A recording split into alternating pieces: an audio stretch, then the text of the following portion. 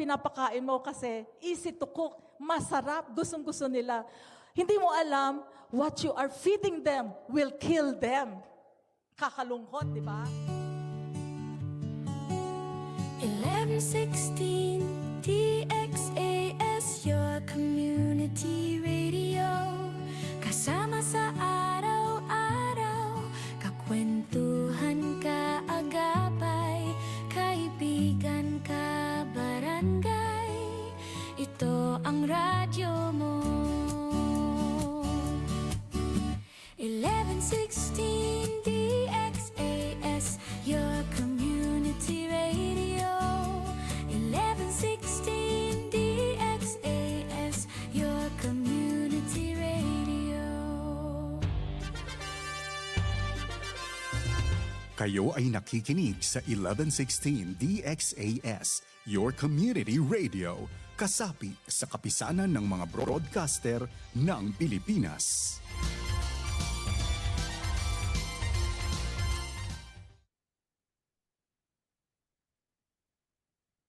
Mga usapang pampamilya at mga usapin ng tamang pagpapasya.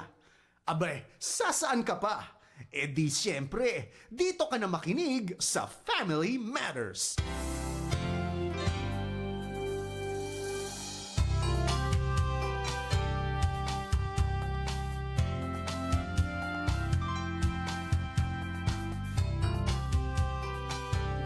Mapagpalang araw mula dito sa Zamboanga City. Mayong buntag sa tanan, Zamboanga, Basilan, Sulu, Tawi-Tawi. Assalamualaikum, mayong buntag sa tanan.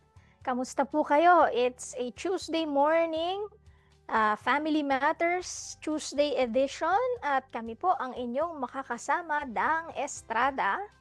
At Edna Marcelo, magandang umaga po sa inyong lahat. Kamusta, Ate Ed? Sabi nga nila, ano pala ngayon, di ba? Holiday. So, ano tayo? Happy Chinese New Year. Kong Hei Pachoy. Tama bang bigkas? Hindi ko kasi alam. Ano ba yung tamang bigkas?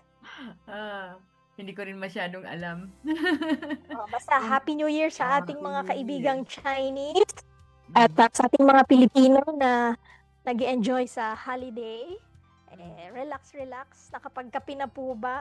Or nakapag-breakfast? Pagka-holiday, Ate Edna, medyo late nagigising no? Ganon din ba kayo?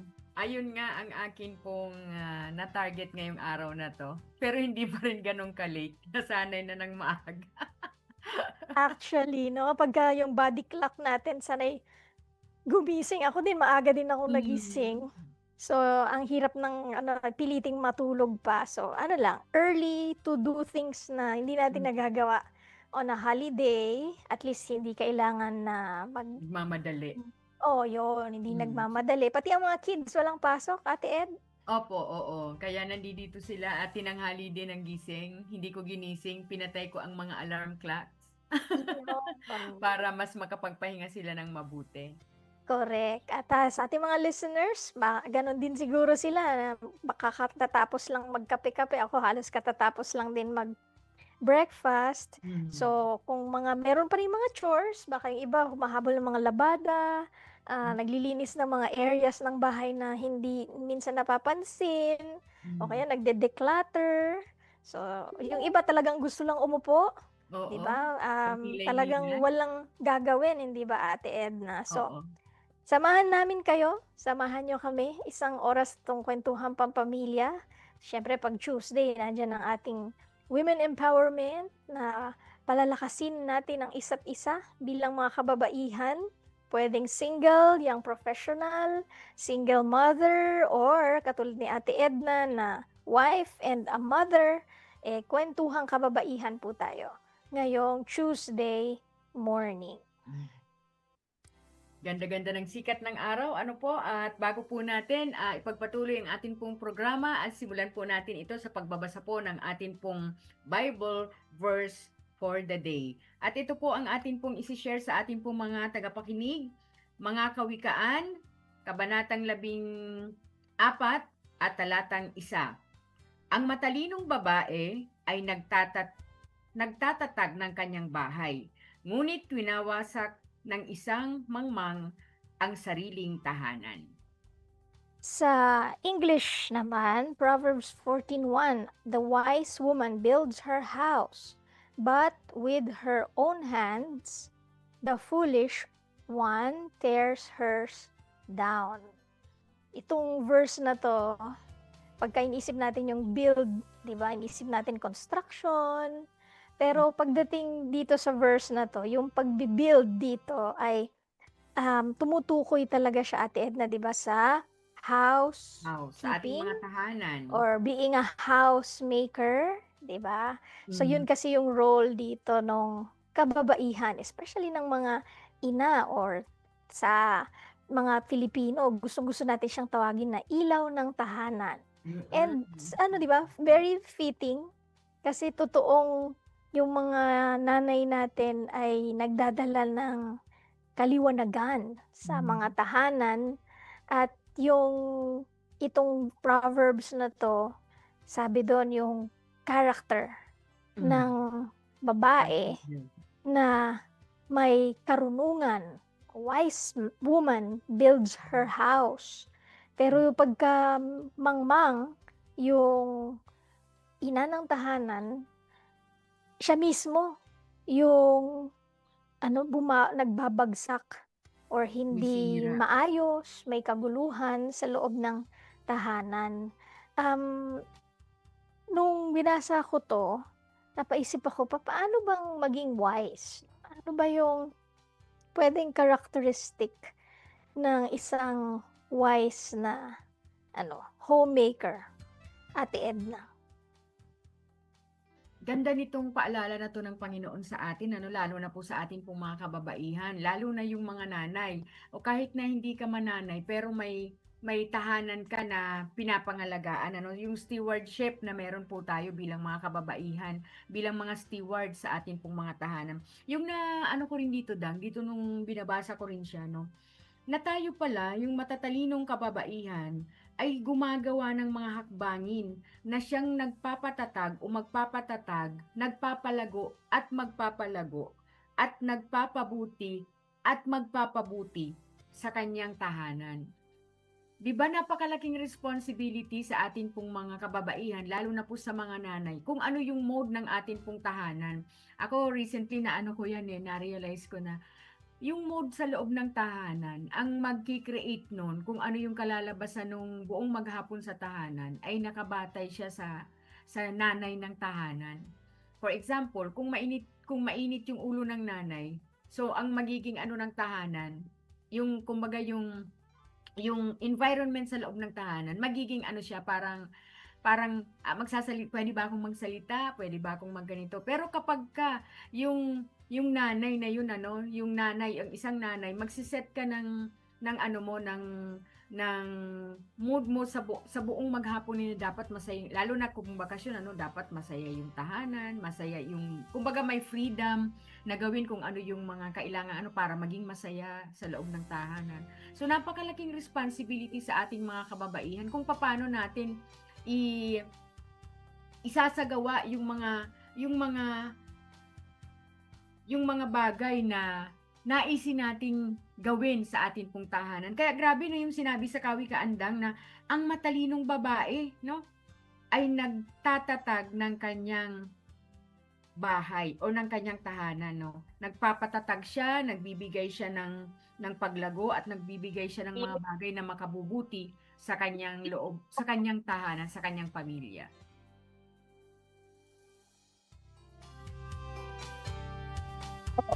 Ate Edna, napaka gandang reminder nito na maitanong natin, ano nga ba yung character, Yun yung mag-ihimayin natin yan mamaya sa part 2 ng ating pag-uusapan na sa topic natin, Building Bridges and Not Walls, Love at Home. Na medyo nahihintan mo na tayo ng konti yung papaano yung atmosphere Opo. na binibuild ng isang ina sa pagsasalita niya, sa pag-address ng mga bagay-bagay sa bahay, sa pag-respond sa mga nangyayari sa loob ng bahay.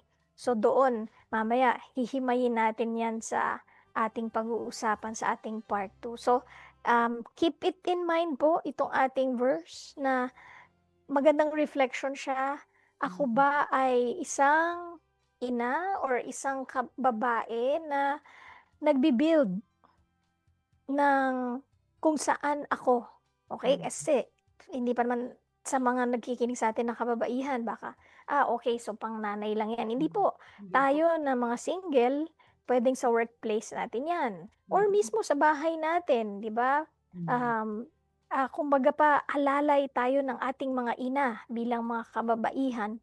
So, doon sa pagbibuild ng ating household, o sa ating workplace, sa ating school, o sa inyong eskwelahan, nakikita ba na nabibuild natin yung each other up sa ating mga character, sa ating mga pagkilos, hindi ba? Na tutulungan ba natin yung kapwa natin na maitaguyod natin siya, ma-encourage natin siya. That's part of, di ba, building someone na nakaka-add tayo ng value sa ibang mga tao. So, balikan natin yan, pag-usapan natin yan dito, pero mag-break tayo sandali at sa ating pagbabalik ay pag-usapan na natin itong ating topic. Magbabalik po ang Family Matters dito lang sa 1116 DXAS, your community radio.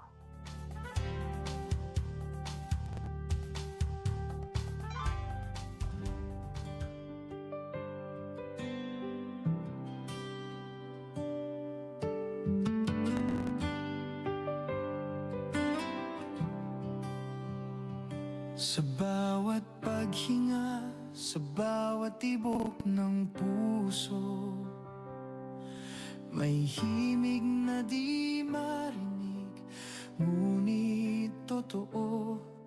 Ang mundo ay maingay, puno ng alalahanin, subalit may tinig na nagsasabing, huwag kang mag-alala, aking anak. Mahal ka ng Diyos, kaya huminga ng malalim. Ibunto ng bigat, ipikit ang iyong mga mata. Pakinggan ang bulong ng kanyang pag-ibig, pag-asa ang dala sa bawat paghinga.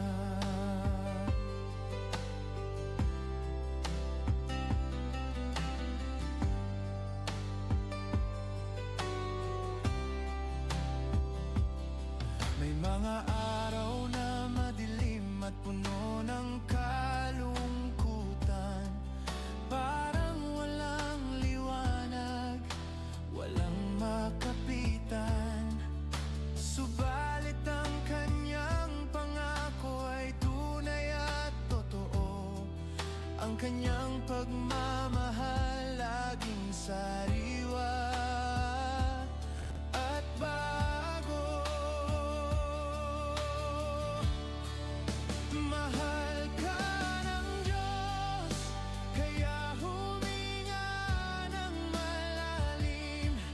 Ibunto ng bigat, ipikit ang iyong mga mata.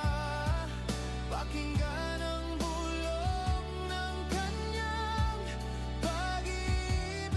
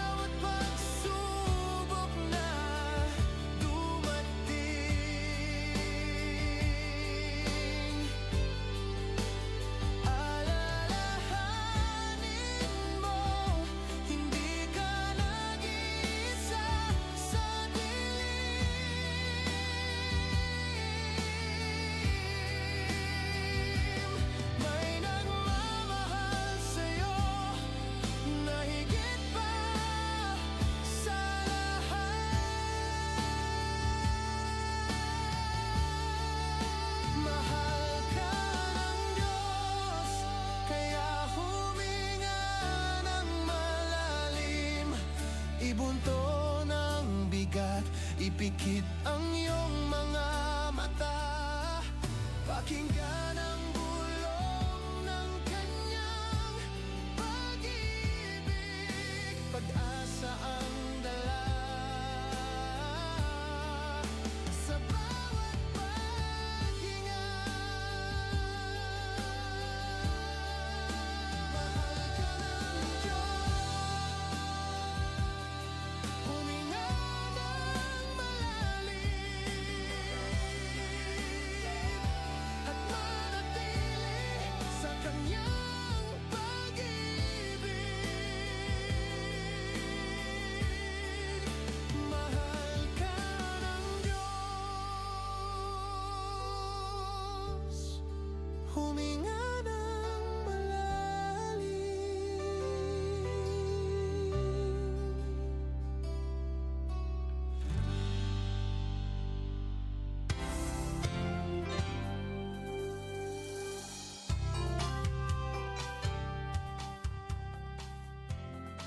Napakagandang awitin, ano po, huminga ng malalim at ituon natin sa Panginoon ang ating hong mga puso at ang ating pong mga buhay. Napakagandang awitin.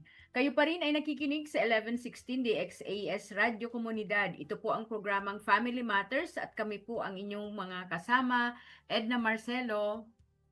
At ako naman, Dang Estrada. Ang DXAS po ay isa sa mga himpilan ng Far East Broadcasting Company at kasapi sa kapisanan ng mga broadcaster ng Pilipinas. Kami po ay nagpapatuloy sa ministeryo sa radyo, on air at on the ground.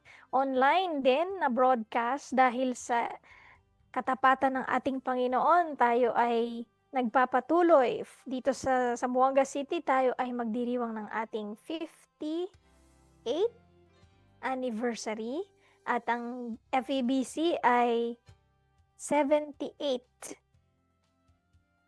Sana tama yung naalala ko.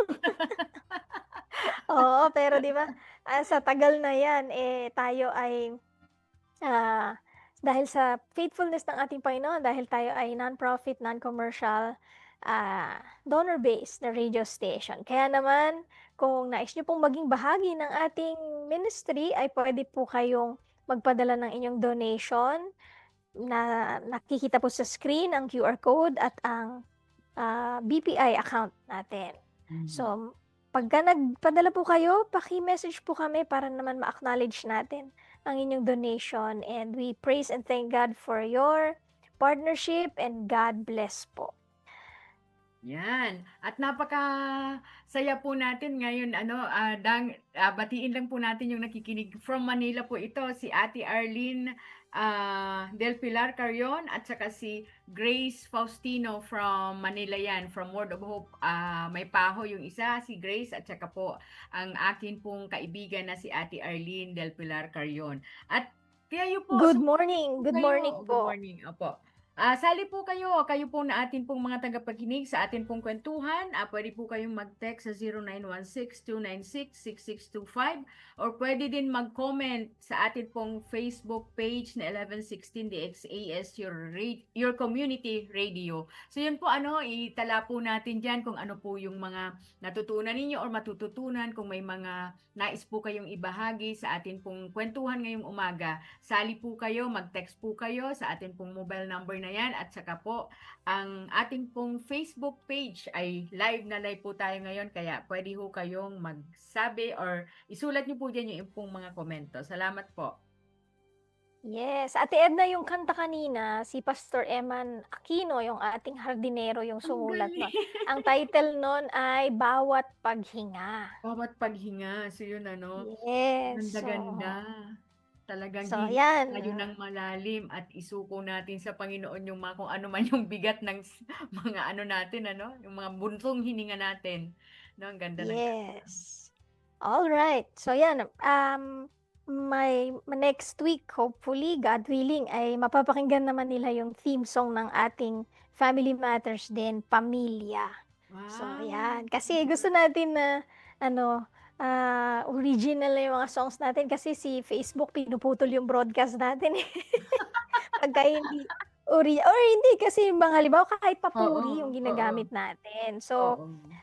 ayan, para Personal na. sa ating mga listeners on air, hindi napuputol yung broadcast natin at nasusubaybayan nila, especially 'di ba pagka online na napapakinggan sa ating FB page, minsan hindi naman natin sila nakakasama. Halimbawa ngayon 9:30 ng umaga, meron sila trabaho or hindi sila makapakinig sa atin.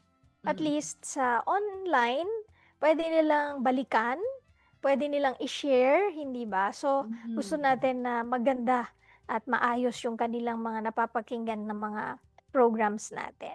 Alright, so sabi nga ni Ate Edna, kung kayo po ay may mga suggestions pa, may mga comments, no? May mga gusto ding i-share doon sa ating mga nagiging topic, makipagkwentuhan po kayo sa amin dito sa ating FB page or sa ating text line, pwede nyo yan ipadala. So, Ate Ed, ngayong umaga nga ay pag-usapan na natin itong pag-build ng mga bridge at hindi mga walls yung gusto nating i-build sa ating mga pamilya, sa ating tahanan.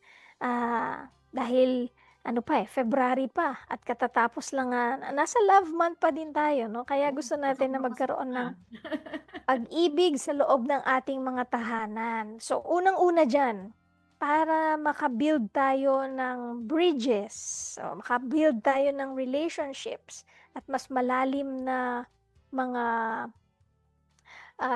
relasyon sa ating tahanan, sa ating workplace, sa kung saan man tayo dinala ng Panginoon. Number one, the power of the tongue.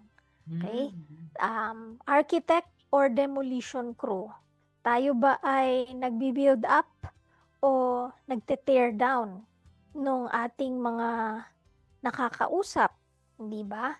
So, yung atin bang salita ay puro pagnanag, puro reklamo, puro paninira, okay? O kaya minsan hindi man tayo nagsasalita, dumadaan naman tayo doon sa silent treatment naman. Hindi nga tayo nagsasalita, pero sa kilos naman natin parang nagsusumigaw. Hindi ba? Na nagsusumigaw ng galit at ng hindi maganda yung nagiging epekto nun sa ating pamilya or sa ating workplace. 'Di ba? So, mahalaga na ito yung ating mga mapag-iisipan, ano? Ito bang ating dila ay ginagamit natin para mag-build or magsira?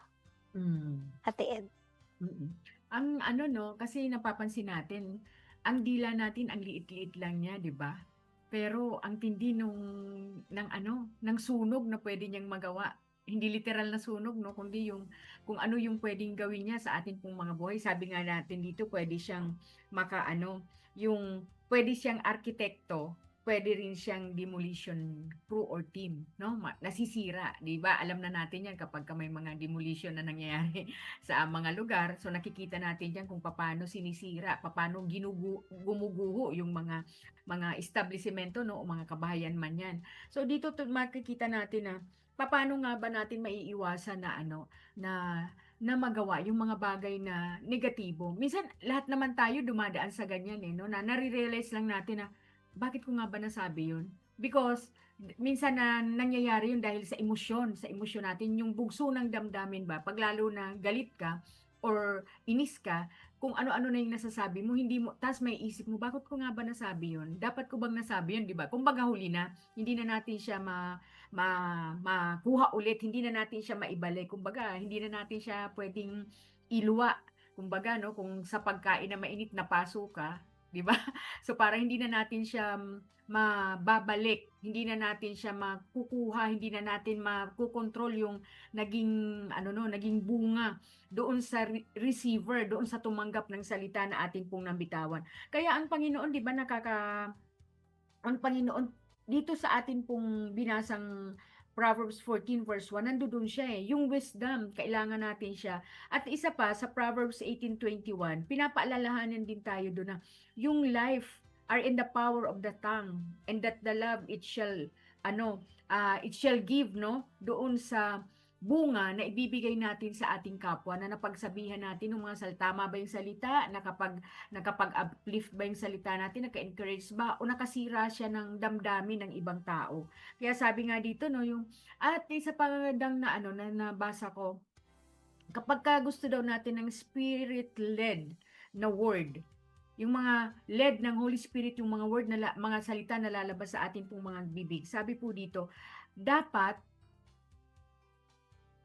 tawag dito, nakalimutan ko. Dapat iiwasan natin yung mga kasalanan na nagagawa ng atin pong mga dila, kagaya ng complaint, no, pagrereklamo, lying, yung pagsisinungaling, gossip, no? Yung mga maritesan natin at yung slander, yung paninirang puri sa ating kapwa, at yung cursing, ito yung pagsasalita ng dahil sa galit natin na wini-wish natin na masira o ma-harm natin yung ating pong kapwa. Kaya napapansin natin na yung paalala ng Panginoon sa atin na be careful with the words that we speak, no? Yung mga ako bilang nanay, no, hindi ako exempted sa kasi kailangan nating tanggapin sa sarili natin na may mga bagay na hindi tayo conscious, no? Hindi tayo minsan dahil nga sa nainis tayo, ito na ang lalabas sa ating mga bibig na kung hindi natin agad marirealize, hindi natin maaayos agad yung relationship, for example, sa mga anak natin, even sa asawa, no? Kasi minsan, 'di ba, yung mga petty na mga issue sa buhay natin, minsan yun yung mga dahil sa naging palitan ng mga kuro-kuro, nagkakaroon siya ngayon ng hindi mga maayos na pag-uusap kasi iba yung unawa ng isa, iba yung unawa ng isa. So minsan yung mga bagay na, 'di ba, example sa bahay yandang na minsan ang petty lang naman yung yung issue na dapat pag-usapan, pero lumaki na lang siya dahil sa palitan ng kuro-kuro ng magkaibang ng dalawang tao or ilang tao na hindi naging maayos yung naging pangunawa doon sa kung ano man yung kailangang pag-usapan. 'Di ba minsan yun yung nakikita natin na ay kasi may nasabi kang hindi nagustuhan ng kausap mo. Kahit hindi lang sa pamilya, kahit sa church o kahit sa trabaho, kahit sa magkaibigan, no? Makikita natin doon na bakit nga ba kami nagkaroon ng tampuhan? Parang wala namang kaming kumbaga wala namang nangyaring malaking issue ganyan. Pero yun pala dahil sa isang salita na nasabi mo, nasa iyo, wala lang yun, no? Sa iyo, wala lang yun. Pero, doon sa kausap mo, ang tindi pala nung dating, nung salitang sinabi mo. Kaya sabi nga, no, na yung mga salita natin, para siyang, yung mga bricks na ginagamit natin sa pagtayo ng mga establishmento o ng bahay, no? Pwede siyang maka-connect, pwede siyang makasira. So, alin po ang pipili natin doon? Kaya ang napakahalaga yung hihingi natin yung wisdom mula sa Panginoon. Panginoon, bantayan mo yung dila ko. Panginoon, bantayan niyo yung bibig ko. Kahit na ganito yung sitwasyon, yung mananahimik ka na lang para wala kang masabing hindi magandang salita. Kumbaga, bagkos yung pagka nakapag-isip-isip ka, pagka kumalma na, so mas maiisip mo doon na, ano yung mga sasabihin ko ba dito? Diba? Halimbawa, may kausap, halimbawa, tayong dalawa nag-uusap, parang bigla tayong nagkaroon ng hindi pagkakaunawaan dahil sa mga simpleng salita lamang na nakasakit sa ating damdamin. So, talagang yung mangusap tayo na may grace. Diba, lalo na ngayon napansin mo na parang hindi na kinukonsider ng tao yun. Basta ang gusto nila, sabihin na lang. So, hindi na tayo, madalas, diba, lalo na sa social media, makikita natin yung mga balitaktakan dyan, sa balita, yung mga balitaktakan. Dahil sa, yung wala ng grace, wala ng consideration doon sa mga sinasabi natin, na parang, iniisip na lang natin, basta gusto kong sabihin to Hindi na natin iniisip ano yung epekto nito sa ibang tao, anong epekto nito sa ating kapwa, anong epekto nito sa sarili natin, kasi mismong tayo, naaapektuhan tayo ng mga salita na sinasabi natin, ng mga words na sinasabi natin, no? Pinapababa natin minsan yung ating pong yung character, yung value natin dahil sa mga bagay at sa mga salita na ginagamit natin na lumalabas po sa ating mga bibig. Tama, Ate Edna, no? Pagka-iisipin natin talaga kung ano yung lumalabas sa ating mga bibig, makaka-reflect tayo ng mabuti na pagka meron tayong kausap, tapos na-offend tayo dun sa sinabi niya, pwede tayong magtanong ng clarificatory question na, ang minimin mo ba dito sa sinabi mo ay ganito? So, pwedeng sasabihin niya, ganito yan, ganito, ganyan, ganyan. So, pwede natin din sabihin na, kasi medyo nasaktan ako dito sa salitang ito. Okay? So, pwede natin ma-explain yung sarili natin at mas makakapagbigay tayo ng explanation sa isa't isa. So, tapos sasabihin ng isa, ay naku, ganun pala, sorry, hindi yun yung minimin ko. Ganito talaga yung ganito, ganyan. Di ba? Nakakapagbigay ng openness and communication sa trabaho, na kesa ikikimkimin natin na yung sinabi sa atin, tapos sasabihin mo na dun sa co-worker mo na, ito si ano talaga, ganito yung sinabi niya, ganyan, ganyan, ganyan, ng taklesa talaga siya, ganito, ganyan, ganyan, di ba? So, imbes na kinlarify mo nung nag-uusap kayo, ikinuwento mo na dun sa isa pang kasama ninyo. So, imbes na maliit na topic na napag-usapan at na-clarify nyo sana kayong dalawa lang, nandamay pa ng ibang mga tao. So, meron kang mga sinabi, Ate Edna, na yung may lying, cursing, ano ulit yon? Complain. Kasi yun yung mga negative words, Oo. complaining, o pwede Complain, natin siyang gossip. i-positive na I-pass, imbes oo. na lying, ano natin siya, i-develop natin na ang lalabas sa ating mga bibig ay truth. Yung No? katotohanan. Yung katotohanan. O yan, meron ding meron ding kailangan guidelines. Oo. Kasi pwedeng sasabihin natin, sinabi ko lang naman yung totoo eh. Pero Oo. how you tell the truth, 'di ba? Kailangan merong ding guidelines, no? Kasi Sabi nga yung totoo tone of voice. yes, yung tone of voice, paano mo i-express sinabi yun? yun ang sinabi. Correct. Oo, kasi minsan mas madaling matanggap yung correction kapag na i-present natin siya sa mas malumanay or mas acceptable na kesa yung parang pabagsak, hindi ba? So, yung truth mas madaling tanggapin. 'Di ba? Opo. So, ano pa yung isa? Yung complaining. O yan. Complaining. Hindi naman natin sinasabi na hindi pwedeng magsabi ng mga kailangan i-improve, Mm-mm. 'di ba? Or hindi na pwede magreklamo, pwede naman. Ang maganda din sa workplace, ito sinishare ko to sa mga coworkers or especially pag kami mga bagong papasok. Mhm. Sabihin ko, don't just give problems, okay? At least give suggestions for solution. O halimbawa, nagrereklamo ka kasi bakit ganito yung dito yung arrangement ng office, bakit ganito, ganyan, ganyan, or wala tayong ganito. So, yun yung complaining. Mm-mm.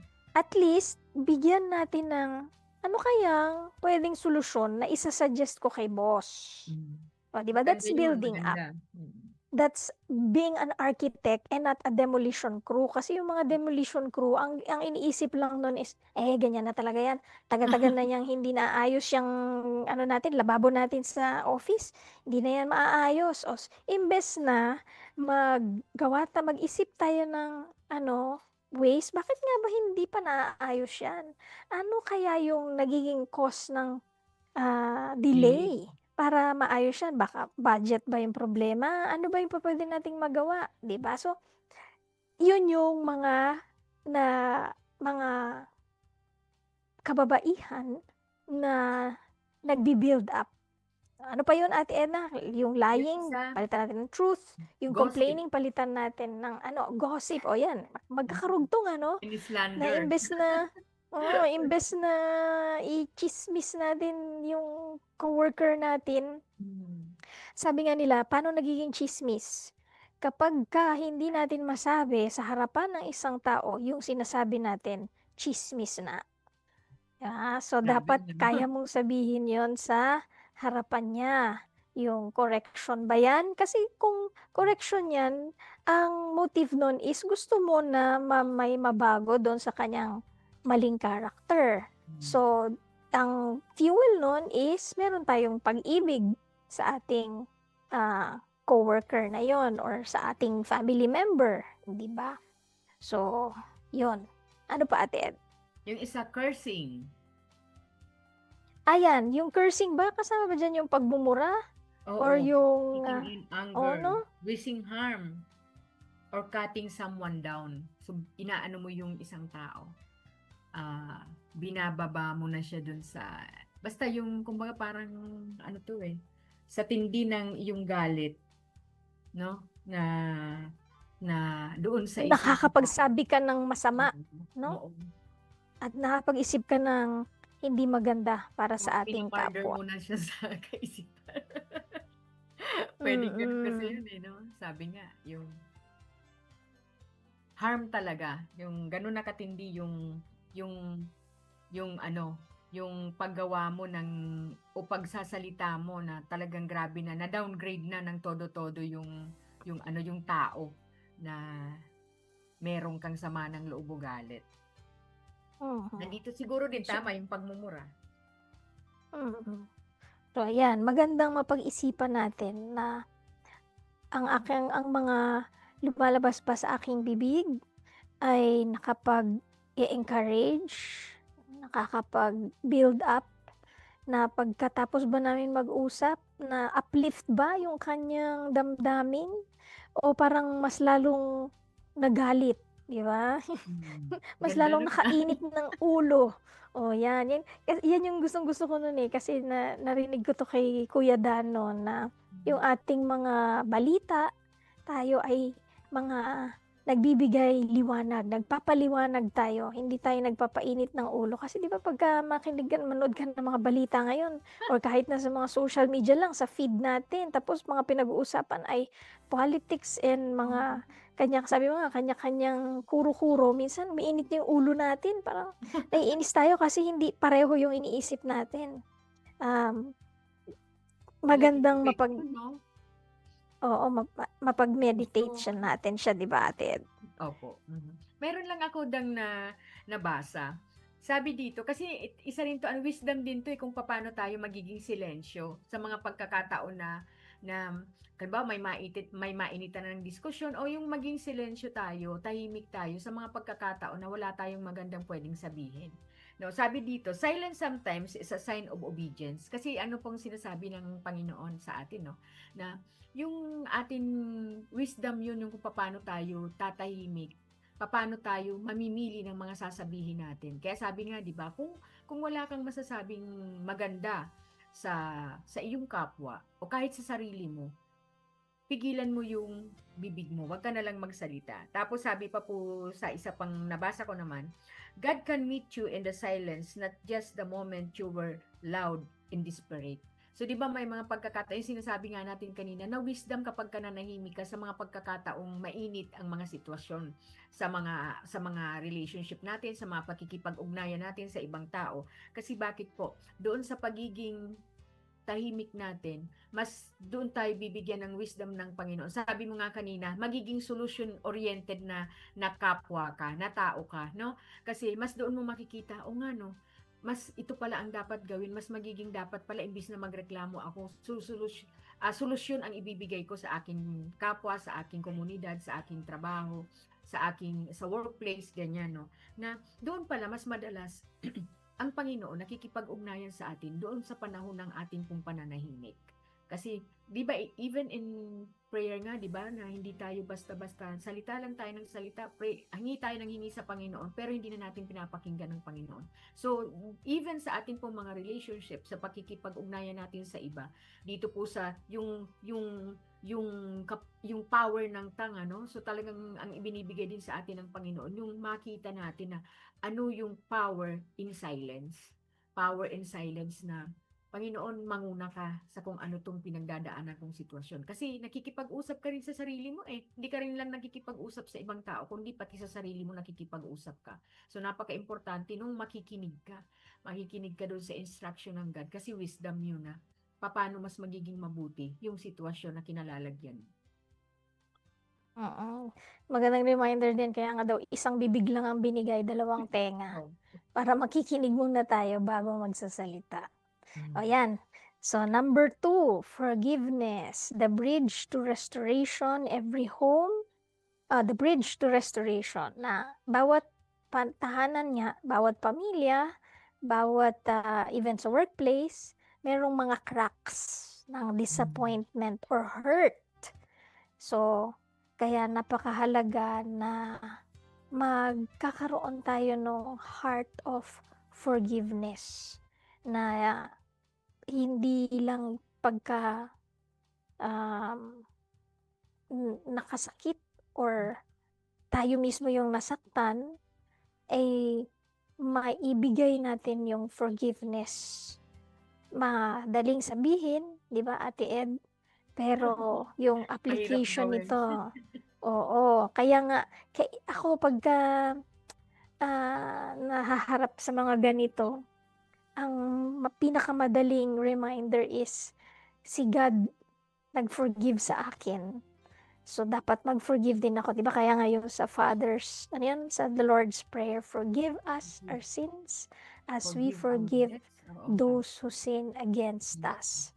Kasi talagang mahirap pagka tayo lang. Yung forgiveness na bibigay natin kapag ka na-realize natin na tayo yung unang pinatawad. Diba, Ate Ed? Alam mo, isa sa ako personally, no, yung napakalaki ng ano ko dito, breakthrough. Kasi yung personality ko ever since, hindi ako madali talagang magpatawad. Malungkot siya, no? What I mean, ito yung sa ano ko dati na bakit ako hirap na hirap mag-forgive, no? Hindi ako ganun kabilis din mag-release ng forgiveness. Pero alam mo dang, yun yung nakakabuti pagka ang Panginoon ay patuloy kang nagpapaturo sa Kanya. Kung paano na yung mga kahinaan mo, isusurrender mo sa harap niya para maayos ka bilang anak niya. Dahil anak ako ng Panginoon, yun ang pinag-pray ko talaga na, Panginoon, baka pwedeng hindi nga bakit, Panginoon, tanggalin mo na tong yung ganitong puso ko. Yung hardened heart ba? Yung calloused heart na siguro dahil sa maraming sitwasyon na naranasan ko from the start, no. Ang tagal ko naman kasi naging mananampalataya ako, college na ako. So kumbaga hindi ako lumaki sa mga sitwasyon na talagang magiging mas malambot yung puso mo sa mga sitwasyon. Pero alam mo, Dang, yun yung isa sa naging prayer ko talaga na, Panginoon, tanggalin mo yung ganito kong puso. Kasi lalo na nung nanay na ako, yung pasensya ko, hindi ganun ka. Yung pala mga dala siya ng mga pains, yung sinasabi mo kanina, ng mga trauma, ng mga sitwasyon na hindi ko ginusto, pero pinagdaanan ko. So yung ganun, yung parang, kailangan kong maging matapang, kailangan kong maging malakas, kasi kailangan kong lumaban sa buhay. Parang ganon. Tapos doon siguro yung parang wala kang minsan pakialam sa kung ano yung nasa paligid mo o sa kapwa mo. Kasi gusto mo lang tumuloy-tuloy ka, na lumalabang ka sa buhay na matigas ka. Dapat matigas ka. Dapat ganito yung yung personality mo, no? Pero ang nakakatuwa, nung naging Christian ako, kahit na ang tagal niya talaga. Kasi siguro nga, yung surrender, hindi fully surrender, na Panginoon, baguhin mo tong character ko na to, ng pagkakaroon ng puso na may unforgiving heart, na puso na bato. Di ba may kanta nga niya, pero hindi natin pero yung gano'n na natotoo pala yun, na pagka hindi mo siya sinurrender sa Panginoon, yung puso mo na gano'n, hindi ka rin talaga, kasi hindi, iniimbitahan mo yung Panginoon kasi hindi ka naman mababago kapag hindi mo talaga sinurrender fully sa Lord yung puso mo, yung buhay mo. Kasi doon 'di ba, ang puso nga ay pinagmumulan ng buhay hindi lang yung words mo kundi yung puso, ano ba yung nandiyan diyan? Ano ba yung nakastuck diyan sa puso mo? Kung unforgiving heart yan, talagang kasi tahimik lang akong pagka nagagalit ako, nananahimik ako. Pero grabe yung kulo sa puso. Kumukulo siya, yung galit, yung ganyan. Pero yun nga, yung kabutihan nito na yung Biblia, hindi ka lang in-inform na dapat magpatawad ka. Hindi lang sa information na inutusan ka ng Diyos na magpatawad ka, kundi ang ano doon ng Panginoon, ito yung dapat na matuto kang magpatawad na kahit ano pa yan, manghingi siya ng tawad sa iyo o hindi, sino pa yan, yun yung kailangan mong i-let go, yun yung kailangan mong i-release, no, para yung puso mo mabigyan ng bagong buhay ng Panginoong Hesukristo, na maging mas ano siya, mas maging malambot siya na flesh talaga. Sabi nga, a heart of stone to a heart of flesh. Kasi, alam mo talagang ano na, nung minsan nga, may Christian din to, kaibigan ko, sinabi ko na, hirap na hirap talaga ako sa area na yan ng forgiveness. Tapos nagulat siya, sabi niya, Edna, hindi pwedeng, sabi ko, hindi talagang yan, ang isa sa kahinaan ko na talagang taon talaga, bago ko talaga natutunan na, ay marunong na pala akong magpatawad. Yung kahit na from afar, hindi kayo nagkaroon ng closure sa kung ano yung pinagkakapamilya man yan o mga relatives man yung gano'n. Pero alam mo, Dang, yun yung isang ano sa akin ng Panginoon na yung pagbabago ng puso. Ngayon alam mo, pagka may promptings na ang God, o ayan, tapos papakita niya pwedeng makasalubong mo dito yung taong hindi mo kasundo. Tapos alam mo talagang napangyayari siya, Dang. Ang gagawin ko, yayakapin ko na lang yung tao. Wala nang kailangan pang sabihin na yayakapin mo na lang. Kasi pagka tinignan mo, sino ba tayo na pinatawad ng Panginoon? So, sino naman tayo para hindi tayo magbigay ng pagpapatawad sa kapwa? Although mahirap siya talagang gawin. Kasi ganyan yung ginawa niya sa akin. Pero hindi. Dahil tayo ay salamin na ng buhay ng ating Panginoong Hesukristo. Mahirap man niyang gawin. Pero sa biyaya at grasya ng Panginoon sa atin pong mga anak niya, magagawa natin ng mas madali. Mahirap man, pero mas magagawa natin ng mas madali. Kasi, yun na yung sinasabi sa atin. Mirror ka na, salamin ka na ng Panginoong Hesukristo. Although, hindi pa tayo ganun ka-perfect sa mga kahinaan natin. Pero yung sabi nga, yung forgiveness, pag nagawa mo siya, mas magiging malaking tulay siya, mas mahabang tulay siya doon sa pag-abot natin sa ating pong kapwa. Kahit na sino pa yung kapamilya man natin, churchmate man natin, o mga kaibigan natin, no, na nagkaroon tayo ng hindi maayos na mga relasyon.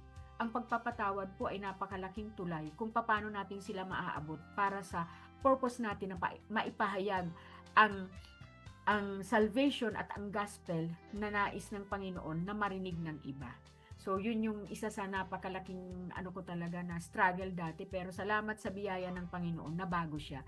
So, we are not conformed with the world, no? But we are transformed by His Word, by the Word of God.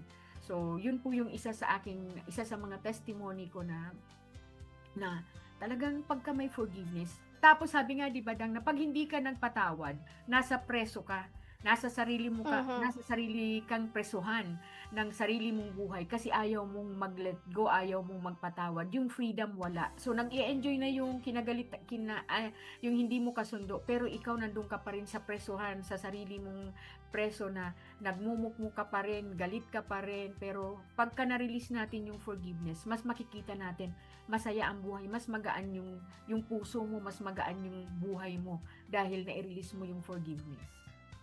Oo. Sabi nga, yung forgiveness, is not about saying na hindi mahalaga yun. Saying the hurt didn't matter. Na parang iba-brush off mo lang ba? Nasaktan nga ako eh. Hindi ganon. It's about refusing to let the hurt control your future. Ilang beses ko na din ito na-share sa program na sa amin as a family, kasi ito yun nga, kung paano ba yung forgiveness ay naging tulay para sa restoration. Kasi nga 7 years old pa lang ako, nalaman na namin na merong ibang pamilya, si Papa. So, sabi ni Mama nun, kung hindi ko nakilala si God, kung hindi siya kinatagpo ni Lord, siguro nabaliw na siya. Yung time na nalaman namin yon, siya personally nalaman niya yun yung time na nagkaroon siya ng relationship sa Panginoon. At dahil sa community, sa sa nagtulong sa kanya, to nag-counsel, naka-forgive siya kay Papa. Tapos, yun yung palagi niya sinasabi, forgive si Papa, i-understand, and hindi nag-build ng wall sa amin yon. Kahit na ganun, alam na namin yung situation, palagi pa rin niya sinasabi, i-love si Papa. So, yun yung na-instill niya sa amin. So, one time, nandito na ako nun sa Zamboanga, meron akong prompting sa Panginoon na mag-prayer and fast. At particularly, ipagpipray ko lang yung tatay ko. At ang pag nagpipray ko ay yun na, restoration ng family namin, salvation niya. Tapos after the 3-day fast, ang prompting ni Lord ay mag-email ako sa kanya at sabihin ko na pinatawad ko na siya. Pinatawad na ko siya sa lahat. Kasi syempre, may hurt din on our part as mga anak, ano? So pinatawad namin siya, walang anything. Alam mo, syempre, ang ina-expect natin na sagot, sige, uwi na ako, magsama-sama na tayo. Ang nakakatawa kasi ang sagot niya, salamat sa forgiveness, salamat na mahal niyo pa rin ako, ganyan-ganyan. Ngayon, meron akong lakas ng loob na sabihin sa'yo na meron akong pamilya dito. Meron na siyang pamilya doon sa Saudi. So, yun, akala namin, yun yung number 3 na pamilya niya. At so dahil doon sinabi ko na kay mama, meron na siyang pamilya na number 3 nandun sa Saudi, ganyan-ganyan, meron silang 2 anak, ganyan. So, ang ginawa namin, nag-iyakan kami, nag-pray kami, tapos kasi dahil nga ni-ready ni Lord yung puso natin, so nag-forgive, tuloy ang communication, pinakita pa rin namin na mahal namin siya. Tapos, ang nakakatawa, kala namin 3 lang kami na pamilya at meron akong kapatid na 2 sa kada, ano ba yung tawag dyan? Nakakatawa kasi, meron pa kaming additional na nalaman na hindi pala number 3 yung number 3, kung hindi number 4. So, ibig sabihin, sa bawat meron akong 2 kapatid. All in all, 8 kaming magkakapatid. Akala So, mo nawalan kayo nung time na Oo, paano namin natanggap lahat? Grace ni Lord, no? To forgive, to love. And bago namatay si Papa, in-answer niya yung prayer ko na makilala niya si Jesus. Doon yun nangyari sa Naga, sa Bicol. At nandun kami lahat ng mga magkakapatid ko sa iba't ibang girls ni Papa. So, until now, we have good relationship with my siblings. And dahil yun sa forgiveness, dahil yun sa grace ni Lord. And yung prayer ko, lahat sila makakilala din kay Lord. At lahat kami magkaroon ng totoong relationship sa Panginoon. So, yung forgiveness and I'm sorry, ibinibigay natin kahit na hindi hinihingi. Kahit na hindi minsan deserving. Sa isip natin hindi deserving. Pero, sabi mo nga, it's setting ourselves free. Kasi pagka hindi tayo nag-forgive, merong nasa preso tayo. We are tayo mismo yung gumagawa ng selda natin, so for freedom, let's forgive. Mahirap, okay, it's a journey, sabi mo nga Ate Edna, ikaw personally, taon, pero ang mahalaga is, we surrender it to the Lord. Panginoon, ikaw nakakaalam ng puso ko, tulungan mo ako. At, Hindi talaga natin kaya, no? Hindi talaga. Sabi nga, ako siguro dahil nakita ko yung example ni Mama, mas madali ako pagdating sa mga forgiveness. Kumbaga, kasi sa akin, nagmamatter yung relationship. Yung relationship natin is more important than the offense. Diba? So, Ganda niya. yung offense, mapag-uusapan natin yan. Okay? Pwede kong maulit yon yung nagawa ko sa'yo na hindi, So, hihingi ulit ako ng sorry. And kapag kasi nga, dapat di tayo historical daw eh. Yung parang ginawa mo kasi to ulit-ulit na lang, di ba? So, hopefully, nagbabago din talaga tayo kasi kung mahal natin yung isang tao, di ba? We strive to be the best version for our loved ones, di ba? So, kaya yon. So, yung lesson at yung encouragement natin is process yung feelings natin with the Lord, surrender it, and si God yung mag-guide sa atin, papaano natin ma-overcome yung unforgiveness. Wag lang tayong mag-dwell doon na magkakaroon tayo ng bitterness. Di ba, Ate Edna? Opo. Alright, naku, ang bilis ng oras, 10:24 na. Number 3 pa tayo, te. Ito na, ito, very short na lang naman din to, na intentional presence, na yung quality ng time natin, kasi minsan, di ba, magkakasama tayo, pero yung may mga walls dahil sa mga cellphone natin. Parang nandun na lang ang Relate tayo kausap dyan. natin, yung taong malayo sa atin, samantalang yung nandito sa tabi natin, hindi natin napagtutuunan ng pansin, di ba? So, kaya dapat intentional yung presence. Sabi nga, no phone zones, or dapat merong connection time within the family. Kayo ba, Ate Ed, paano ba ang setup nyo sa pagdating sa mga phones, especially gadgets sa mga kids? Dapat may nakaset kang time na hanggang kailan lang yan, hanggang anong oras yan. Kasi minsan sinasabi ko nga, parang hindi na tayo nag-uusap-usap. Di ba? Kasi halimbawa, lahat kami pumapasok, lahat tapos for example, yung minsan yung yung sinabi mo kanina, Dang, nasusugan ko lang yun na, minsan, yung nandiyan kayo nandiyan ka, yung presence mo nandiyan, physically nandiyan ka, magkakasama kayo sa bahay. Pero, parang ang lalayo nyo, parang hindi ka rin maramdaman na nandiyan ka sa loob ng bahay. Di ba parang yung connection, minsan nawawala dahil sa kaabalahan, kanya-kanyang ginagawa, kanya-kanyang mga gustong matapos. Halimbawa, for example, ngayon, di ba, ngayon, holiday. So, umaga pa lang, kahit na bakasyon, may mga nakaano ka na, kailangan mo itong tapusin ngayon kasi bukas may pasok na naman. So, marami ka, yung mga household chores pa lang, di ba? Hindi natin matapos-tapos minsan dahil marami din tayong mga inaabala. Pero yun nga yung sabi natin, yung presence natin, maramdaman na pagka magkakasama kayo, nararamdaman, hindi ka, yung sabi mo nga, hindi ka malayo. Dapat, nandiyan ka, yung presensya mo, nararamdaman na, kahit na magkamustahan kayo, kahit na mga abala, kamusta, ganyan, anong gusto mong kainin, pagluto natin, kasi habang so, nakakakonek ka ngayon sa iyong pamilya. Po. So, yan, i-recap lang natin konti.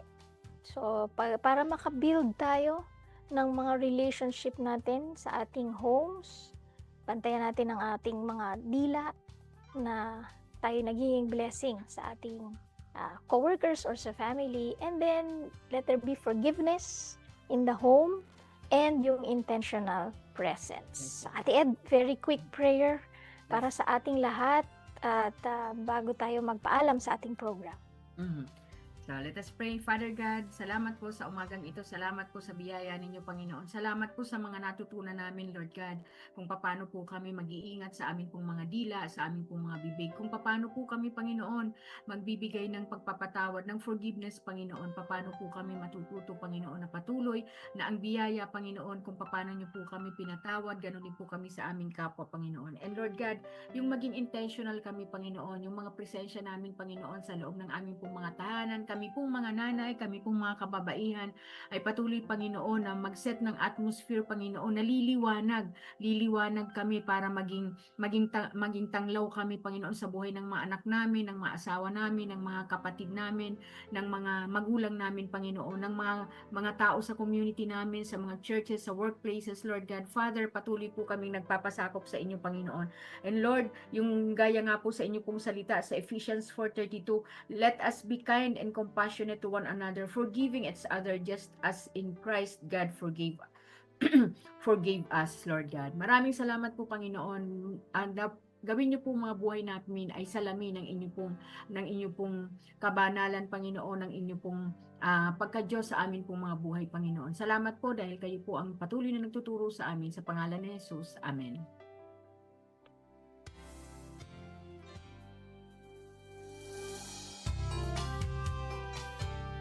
Amen, amen. Ayan, nawala kasi yung mouse ko. Ayan, ako, salamat po sa ating radio technician, Romel Paulino, Rolando Alfonso, magkarinigan tayong muli next week at abangan nyo po ang susunod na programa, Radyo Singkauman kasama si Uto Umubin. Next week ulit dito sa Family Matters, magkita-kita tayo at magsama-sama tayo para sa ating kwentuhang pampamilya. Ako po si Dang Estrada. Edna Marcelo po. God bless. Ang Family Matters ay kasama nyo sa pagtataguyod ng pamilyang Pilipino. Have a great day, everyone!